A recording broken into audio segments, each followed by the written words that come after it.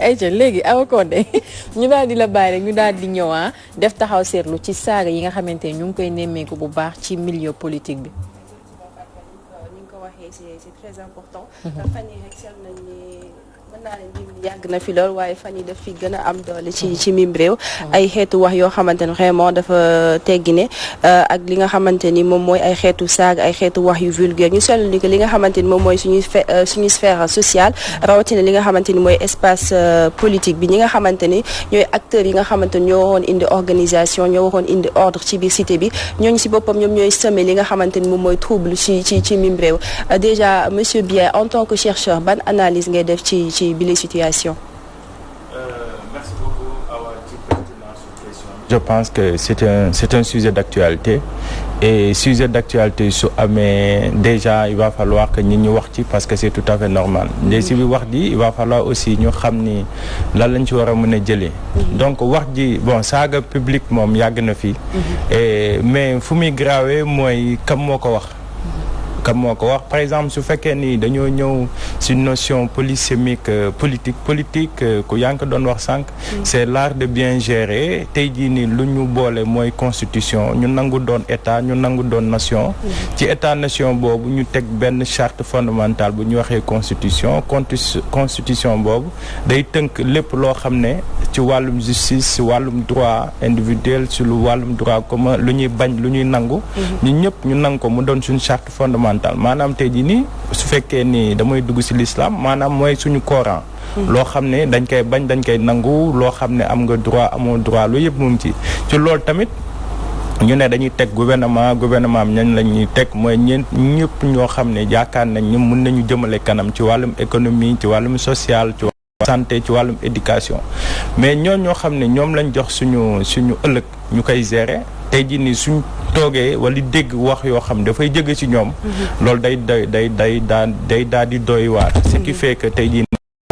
tollé bu mu am maanaam bruit bi mu am mu jéggi dayoo. maintenant ci loolu nag lu analyse bu ñu ci mën a def mooy tey jii nii mën nañ considérer que discussion privée la. tey jii nii mën naa jàpp ne parce que droit may na ma man kese sama nekk que je me mets tout nu. man kese sama nekk mais est-ce que man mën naa génn ci bit se mettre tout nu. nu mu tudd sax suñ société bi da koy tere.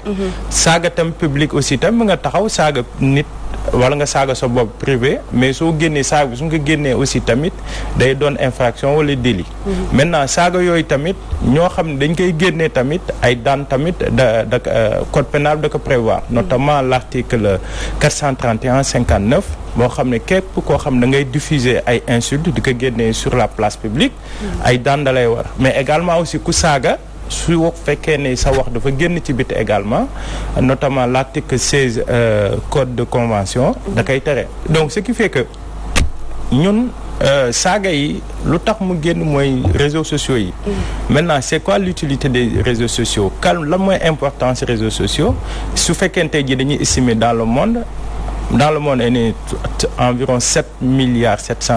si 7,7 milliards 3,5 milliards yëpp dañuy utiliser réseaux sociaux yi. soo ñëwee si Afrique on est environ 1,2 milliard 200 millions 202 millions yëpp dañuy utiliser réseaux sociaux yi. soo ñëwee Sénégal aussi agence de régulation des télécommunications et postes 2016 ba mu defee investigation. Sénégal dafa estimer 8 millions 700 000 Sénégalais yoo xam ne ñuy utiliser réseaux sociaux yi lan mooy impact réseaux sociaux yi débat bi nag foofu la tey jii ne est-ce que ñun réseaux sociaux yi dañ koy utiliser pour saagante wala réseaux sociaux yi dañ koy jël utiliser ko pour def ci commerce wala def ci jàng et cetera. Justement monsieur Biaye bëggoon naa xam lan moo tax selon toi lan moo tax tey jii ñu dem ba toll ci niveau bi ñu toll tey ñu doon ànd démb di waxante lu baax tey jii ñoom ñooy taxaw di ŋaañante di waxante lu ñaaw. Il faut ñu wax ko par exemple dans le fond ci biir wax bi da ngay sentir ni nit ki dafa bëgg loo xam ne investir na ko ci nit.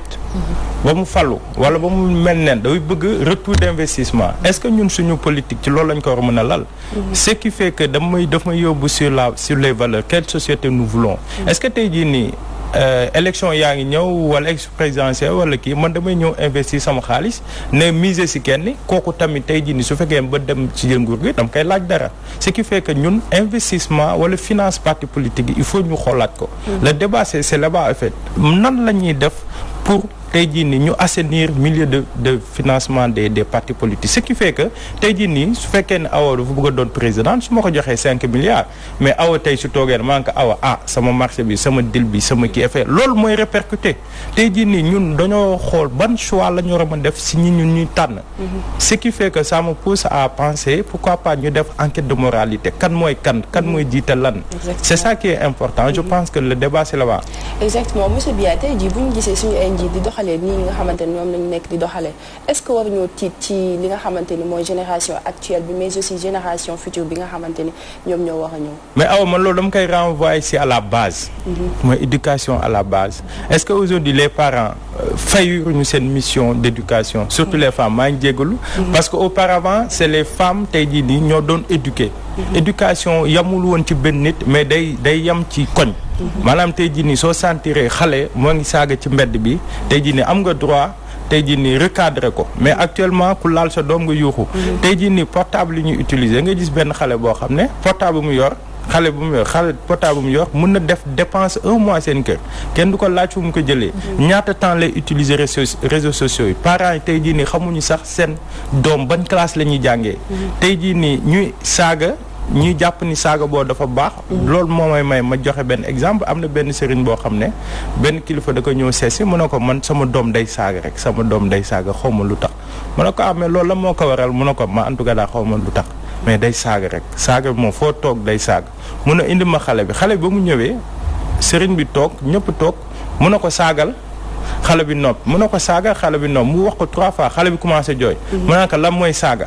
sëriñ bi na ko mais yow sa doom ci yow la déggee saaga moo tax muy saaga moo tax tey jii nii su fekkee ni yëpp dañ koy indiwaat dans l'orthodoxie dans l'éducation à la maison. tey jii nii ñu inculquer leen benn valeur jom fulla fayda ngor kersa. tey jii ne loolu su amee ce qui fait que ñun dañuy gis ni benn société boo xam ne am benn société de valeur basée sur la valeur sur nos valeurs plutôt maintenant loolu nag su fekkee ne amul mais voilà day doon loo xam ne loolu est-ce que amati na fi sax place li nga xamante ni mooy éducation li nga xamante ni mooy éthique li nga xamante ni mooy morale ak valeur est-ce que amati na fi place mais xoolal suñu ñu ñuy fal tey jii ni kuñ la fa dañ naan sa yaay ak liggéey sa ndey ak liggéey léegi lay liggéey yow tam ngay glorifié wu ñu lay woo ñu lay parrainer du la dugal fu ne yow ce qui fait que yow normalement lu ngay fayeeku warul mën a parrainer mais da nga gis koo xam ne day parrainer ay millions nga xam ne kii du salaire donc xaalis boobu fan la ko jëlee donc suñu modèle de société bi dafa doon modèle bu xaw a doy waar des fois des yi baax na mais des fois aussi def da lay gàllankoor moo tax su fekkee tu n'as pas la tête sur les épaules tey jii nii da tam nga def sa fan ba mooy waral ngay détourner wala mooy ngay jël loo xam ne du sa alal loo xam ne tey jii nii si askan bi la waroon dem nga détourner ko def ko sa bopp donc loolu mooy jafe-jafe bi suñ société bi nuñ ko modeler il va falloir que ñu xoolaat ko en profondeur éducation bi c'est au niveau à la base tey jii nii garab mënoo ko jubbanti su màggee mënoo ko jubbanti soo ko jéem a jubbante day damm donc foo ko mën a jubbante mooy au niveau de la base à l'éducation c'est quelque chose qui est fondamental tey jii nii su fekkee da nga nekkoon xale ñu ne sàcc baaxul fen baaxul dóor baaxul wax lu ñaaw baaxul mais loolu soo ko màggay parce que scientifique yi dañ naan ba 12 ans sa cerveau dëgërul noonu moo tax da ngay gis ne xale yi suñu nàmpal dañuy xool seen yaay mooy le temps bu ñuy nàmpal seen yaay day nàmpal dañ koy xool dañ koy xàmmee loolu day créer benn contact boo xam day am ak diggante ak doom ak yaay des fois moo tax yaay ji doom ji su fekkee dafa am lu ko dara da koy sentir loolu nag c'est contact bi foofu la amee donc éducation bi c'est au niveau période boobu nag soo ko raté non c'est fini xanaa yàlla jàppal la mais loolu nag mooy répercuté loo xam ne c'est pas quelque chose boo xam ne da nga koy inventé loo xam ne dafa nekk sa environnement dafa nekk sa psychologie dafa nekk sa biir bopp dafa nekk sa biir ADN exactement éducation bi c'est très important ñu bàyyi leen rek ngeen intervenir oui Aïssatou intéressant tellement dafa jox idée peut-être man laaj la benn question parce que dañuy wax ni que taari ñu gis nii yëpp di ko dund ci gouvernants yi nga xam ne tey ñoom ñoo ñu jiite situation bi dafa lay appeler sax à ce que ñuy wax ne est-ce que duñu changer système bi bu ñu naree changer système bi changer ko brusquement ndax dafa nar a métti ci ñun changement système au fait lan la ñuy changer exactement. par exemple système ay nit ñoo koy def est-ce que nit ñi la ñuy changer wala système bi la ñuy changer. par exemple tey jii nii généralement on parle d'une chose qui est importante dañ ne par exemple de façon banale dañ ne waa France suñ jógee France ñëw Sénégal Sénégal dem France France day mel ni Sénégal Sénégal day mel ni France mais lan mooy changer nit ñi ñooy changer. donc cela veut dire que am na benn pensée bu mag bu naan y a pas de pays sous-développés mais plutôt des consciences sous-développées. xalaat boobu suñ ko defee mais xoolal tey jii ni couvre-feu bi nu mu demee xoolal tey jii couvre-feu bi benn période boo xam ne gars yi dañoo def ay ëmmët commencé kii alors que état bi day protéger seen santé ñuy tàll ay ambulance di tàll ay hôpitaux di tàll ay commissariat et cetera mais loolu c'est au niveau c'est dans la tête donc tout tey jii ni système balaa ñu koy changer il va falloir que nit yuy def système boobu ñu jëm leen changer ñu jëm leen éduquer rééducation bi loolu la ñu inculquer leen les valeurs. kon déggee bu baax a baax nouveau type de Sénégalais bi ñuy wax dañ ko war a instaurer. man je dirais pas nouveau type de Sénégal parce que Sénégalais bi du changer mais plutôt la nouvelle conception la nouvelle perception de la vie. fan mooy priorité yi mais aussi médias bi aussi tu vois dans les médias ils font la promotion des gens qui ne le devaient pas. tey jii nii da ngay gis koo xam ne voilà c'est son image li ñuy jël teg ko devant promouvoir ko alors qu'il y a des gens yoo xam ñoo gën a compétents ñoo gën a am valeur mais duñ leen promouvoir quel type de société lañ bëgg tey jii nii su fekkee ne dañoo bëgg a jàngale éducation mais mbër la ñuy ñëw jox ko def ko ci cahier et cetera alors que am na ñoo xam ne tey jii nii war nañ leen mën a mettre devant tey jii nii dans les plateaux télévisés et cetera dañuy jël ñeneen ñoo xam ne à l'époque bañ leen wax jàng leen jànguñu bañ leen wax ni bàyyi leen fecc bàyyi ñu fecc et cetera moom ñoom la ñuy wax psychologue yi ñoom la ñuy wax ñu tëwoon seen ndey ak seen bàyyi mais ñu waxoon dem leen jàngi ñoom ñu dem jàngi bàyyi leen fecc ñu bàyyi fecc bàyyi leen wéy ñu bàyyi loolu yëpp ñu dem ba jàng fii mais kenn du leen promouvoir ñan la ñuy promouvoir c'est ça en fait la difficulté de la chose tey jii il va falloir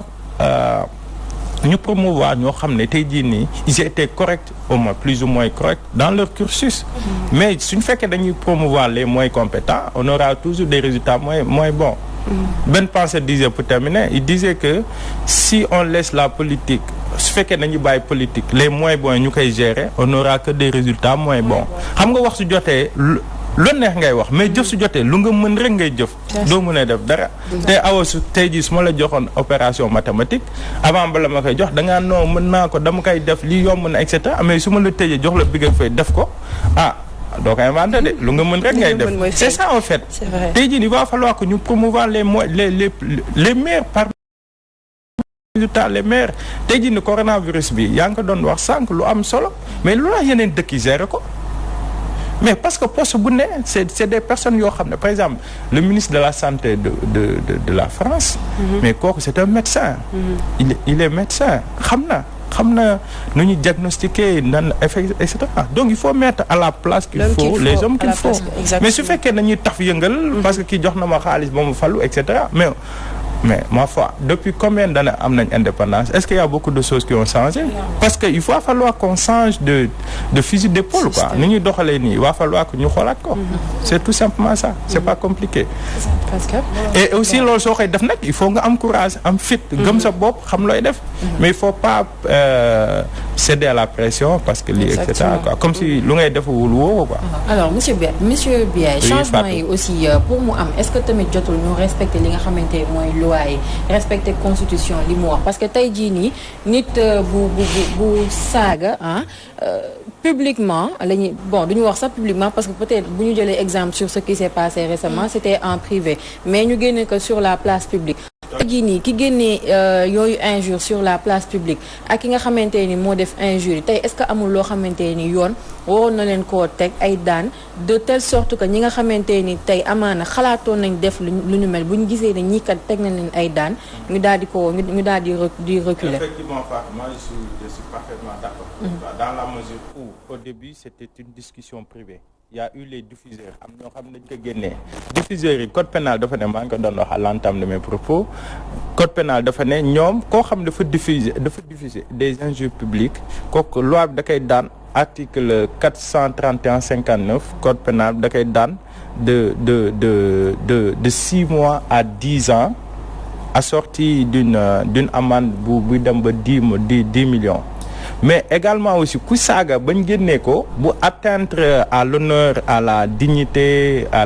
la considération à l'estime de la personne ba mu dénigrer la ba mu porter le préjudice kooku également code de convention article 11 notamment sur l'article 2-3 yuy wax peine yi loolu c'est déjà prévu et pour aller plus loin aussi il y a ce qu'on appelle les CDP les nu mu tudd sax les protection des données personnelles moo ngi fii c'est on l'a instauré depuis 2007 on l'a instauré depuis 2007 mais procureur su fekkee mënul autosaisir mais par exemple yow boo xam ne yow yaa porté préjudice mën nga porter plainte mais su fekkee le procureur mënul autosaisir mais il faut que quelqu'un mu porte plainte je pense que dans l'histoire également le gars s'est porté partie civile ba mu porte plainte ak ñeneen ñoo xam ne tey ji seen tur mooy ci ñu tuumaal leen ñu dénigrer leen voilà ñoom tamit porté nañ plainte donc on faisons confiance à la justice de notre pays et cetera. waaw man fi muy ñëwee mooy que comme monsieur Biaye ni mu ko waxee wàllum éducation bi. maanaam mu changer li nga xam ne moom moo di jikko yi. est-ce que aussi jotul li nga xam ne ni moom moo di daara yi ak école yi ñu jéem fa am loo xam ne ni fa lañ taxawaay boo xam ne dañ ko ci am pour gën a mën a changer mentalité yi aussi. parce que bu fekkee comme ni nga ko waxee ñi nga xam ne ñoom ñoo di waajur yi dès que ñu commencé nampal seen doom yi duñu leen commencé yar et tout donc xale bi dina am problème pour tey jii am benn éducation bi te bu jotee. pour ñu dugal ko école foofu ñoom la ñu yaakaar ne foofu lañ koy éduquer kon est-ce que jotul comme mënuñu changer mentalité parents yi jotul kon xale yi ci boppam ci daara yi ak école yi ñu fay jéem a am éducation boo xam ne nañ leen ko jéem a jox ba ñoom ndax parce que da ngay gis xale bu jógee ci daara bi ñëw ne yaay lii ngay wax baaxul yaay lu tax ngay saaga yaay lu tax ngay def lii mais dañu gis tam ne daara yi aussi xam nga tey jii dañ doon wax naan sa doom teel ko yóbbu daara bala muy sax dal école daara yi dañ doon jàngale dañ doon tam joxe yar waaw tey gis nañ ñettu daara yi léegi ñoom ñooy sàggi suturaas seen bopp ñoom ñooy sàggi suturaas keneen ak keneen donc est-ce que jotul aussi ñu xoolaat bu baax a baax ci wàllum éducation gi moo xam ci daara yi moo xam ci école française yeeg ñoom seen est-ce que jotul ñu xoolaat côté boobu. parce que lu may wax par exemple damay joxe exemple Japon ak Chine il faut un consensus fort un consensus intellectuel boo xam ne day basé sur nos valeurs damay joxe deux exemples ci deux pays par exemple soo jëlee le cas de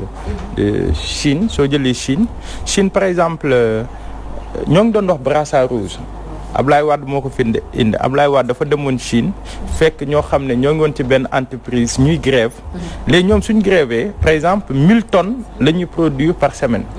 mais bis bu ñuy grève dañuy def 1500 tonnes par jour maanaam ñoo ngi grève de mais dañuy gën a liggéey pour wane seen naqar soo jëlee étudiants yi ñoom suñu grève duñ grève lundi mardi comme ñu nuñ koy fi sànni ay xeer ay toj kaar ay car et cetera ils font pas ça ñoom suñu grève xam nu ñuy grévé dañuy xaar ba dimanche ñu ñëw ba université ñoom ñëpp ñu toog fa Francoulaye pour wan ni ñoom ils sont pas d'accord waaw beneen chose Japon par exemple soo jëlee Japon élève bu ñëw dugg ci école bi parce que dañ naan école bi classe bi 8 la ubbi c'est automatique ouverture bi dañuy ñëw kenn ku ñëw day taxaw kenn ki ñëw ranger kenn du wax dañ ñëw ku ñëw taxaw ci ginnaaw keneen ki ci ginnaaw ba heure dugg jot ñu commencé dugg mais loolu la moo ko waral y a eu un consensus fort en fait il va falloir que ñun jéem a xool déjà doguma la rek monsieur Biaye déjà fii nii rek ci suñu programme li nga xamante ni mooy école yi am na yenn ci ay matières yoo xamante ni ñun on se rappelle dañ ko doon def mais léegi dañ ko supprimer lu si mel ni éducation civique éducation morale dañ ko doon def mais léegi amatul xale yi jàngatuñ ko et yooyu yëpp dafay bokk ci li nga xamante nii mooy indi ñaawteef yi alors Awa Condé ñu ngi lay jaajëfal bu baax a baax ci li nga xamante nii indiloon nga ñu ko di la remercier bu baax monsieur Biaye ci wuy si bi ak waxtaan bi am na solo bu baax a baax alors dinañ amaat peut-être occasion mu ñëwaat fii ñu waxtaan ak moom bu baax a baax Awa on te donne rendez-vous yow tamit semaine prochaine en tout cas maa leen di remercier je tenais à vous remercier parce que